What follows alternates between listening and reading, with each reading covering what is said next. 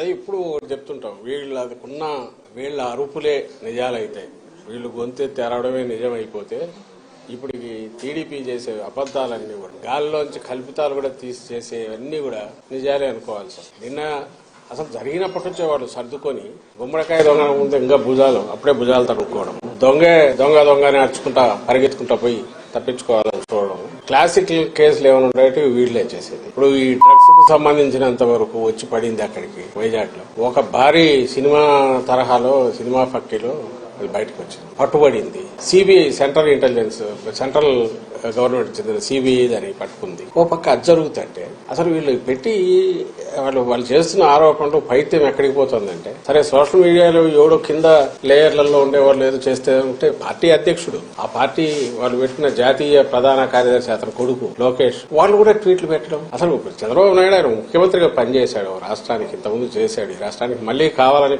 పగటికెళ్ళాలి అంటున్నాడు. అతని కొడుకు ఫ్యూచర్ లో ఎప్పుడన్నా అయిపోతానేమో అతను పగటికెళ్ళాడు. ఆ బుద్ధి అన్న ఉండాలి, కొంత ఇంగితం ఉండాలి కదా. ఏం మాట్లాడుతున్నాము, ఏ స్థాయి వ్యక్తులము, మాట్లాడే ముందు మా స్థాయి కన్నా ఇది సరిపోతుందా, ఫ్యాక్ట్స్ ఏంటి, ఫ్యాక్ట్స్ లేదు మాట్లాడకూడదు అనే కనీస జ్ఞానం కనీసం ఇంగితం అన్నా ఉండాలిగా. ఇప్పుడు దానికి రిప్లై మేము ఎక్స్ప్లెనేషన్ లాగా ఇచ్చుకోవాలి. ఇప్పుడు అలా జరిగిండేది ఒక అసలు నిజంగా అది దేశంలోకి వచ్చింటే భయంకరంగా ఉండేది. లక్కీగా ఇంటి రావడము పట్టుకోవడం అనేది ఒక పెద్ద రిలీఫ్ స్టేట్కే కాదు దేశానికి కూడా. అంత భారీ ఎత్తున వచ్చిందంటే అది ఎక్కడికి టార్గెట్ పెట్టుకున్నారో ఎవరు పెట్టుకున్నారో అని అనుకుంటే వీళ్ళే అరిచే అరుపులు చూస్తాంటే వీళ్ళే ఉన్నారేమో అనిపిస్తుంది. అట్లాగా కంపెనీల్లో ఎవరున్నారని తెలిస్తే అంతా ఈ కుటుంబాల దగ్గరగా ఉండేవాళ్ళు, బంధువులు. సాక్షాత్తు ఈమె చంద్రబాబు నాయుడు వదిన ఇప్పుడు BJP state president Purandeswari, N T Rama Rao గారి కుమార్తె, ఆమె కొడుకు ఒక కంపెనీలో ఉన్నాడు. ఆమె వియ్యంకుడు ఆ కంపెనీలోనే పార్ట్నర్ అనుకున్నారు. వాళ్ళు ప్రమోట్ చేసిన కంపెనీనే తర్వాత డివైడ్ అయ్యింది. ఒక్కొక్కరు ఒక యాక్టివిటీ చూసుకుంటున్నారు. బయటకు వచ్చి మేము అటాక్ చేసి వీడు సంజయ్ శివాల్ వాళ్ళు టీడీపీ వాళ్ళు అట్లాంటి వాళ్ళు ఉల్టా ముందే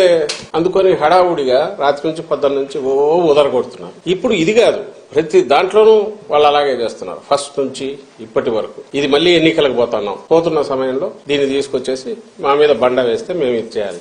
ఇది ఖచ్చితంగా మేము అనుమానించేది. ఇది ఓ పెద్ద రిలీఫ్ దొరకడం అనేది అదే గన ఊహించలేకపోతున్నాం. అది గన తప్పించుకొని బయటకు వచ్చింటే ఇది ఖచ్చితంగా టీడీపీకి సంబంధించిన నాయకుల రోల్ ఉందని గట్టిగా అనుమానిస్తున్నాం. మామూలుగా అయితే రిలీఫ్ ఫీల్ అయ్యేవాళ్ళం. అయితే వాళ్ళ ఉలికిపాటు చూస్తుంటే, వాళ్ళు దాన్ని తెచ్చి మా మీద వేయాలని చూస్తుంటే, ప్రభుత్వం మీద వేయాలని చూస్తుంటే, వైఎస్ఆర్ కాంగ్రెస్ పార్టీ మీద నింద వేయాలని చూస్తుంటే ఇప్పుడు అనిపిస్తుంది వీళ్ళు తప్పించుకోవడానికే మా మీద నింద వేస్తున్నారని. దీని మీద ఖచ్చితంగా చంద్రబాబు నాయుడు, ఆయన కొడుకు, ఆయన వదిన పురంధేశ్వరి, వాళ్లకు సంబంధించిన వాళ్ళు, ఆ గ్యాంగ్ ఎవరో ఉన్నారనేది గట్టిగా అనుమానిస్తున్నాం. ఆ మేరకు కన్సర్న్డ్ ఏజెన్సీస్ కూడా మేము పిటిషన్లు పెడుతున్నాం. ఐ థింక్ సిబిఐ యాంగిల్లో కూడా చూడాలని మేము భావిస్తున్నాం.